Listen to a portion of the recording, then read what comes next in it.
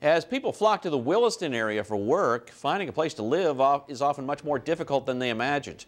Jennifer Joas joins us live from Williston to tell us about the challenges the city faces with housing. Jennifer? Yes, Alan. Last year, Williston had to stop the tent city that was growing in Davidson Park. But after prohibiting tents, the city finds their problem has just relocated. Williston's landscape is rapidly changing. Tent City has now become camper central. Randall Madison is one of the many people who lives in his vehicle. He came from Illinois with the hopes of finding a place in a man camp. Before that, he said there may not be a place to live out there, but when he said that they're sending out trailers, I thought, well, I'll give it a shot. I'll roll the dice and see what happens. But I haven't seen any of that yet.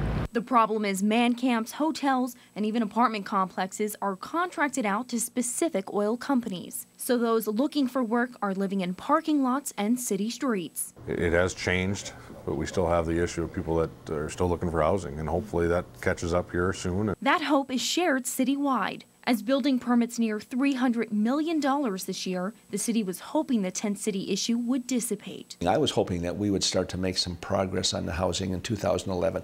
And although we've made a lot of progress as far as construction, the number of people coming has actually increased, so we're probably not any further along than we were a year ago. Police say they respond to calls on a daily basis of people sleeping outside of homes and businesses, and they've been issuing tickets for trespassing. I also sympathize with those people that are actually having to live in these campers and to live in these tents, but it's what we were dealing with. It's as best we can. City officials encourage people to find a place to live before they move to Williston. If that's not an option, they say wait until next spring. The reality is because in the spring there'll be more housing available, there's going to be a lot more apartments and homes available, and then if you have to stay in something temporary for a few days, the weather's better. It gets pretty chilly in the evenings. I would plan ahead. Don't come out here unless you have a job already lined up.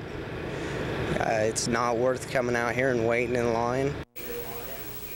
City officials are hoping they can catch up to the growth next spring. Alan?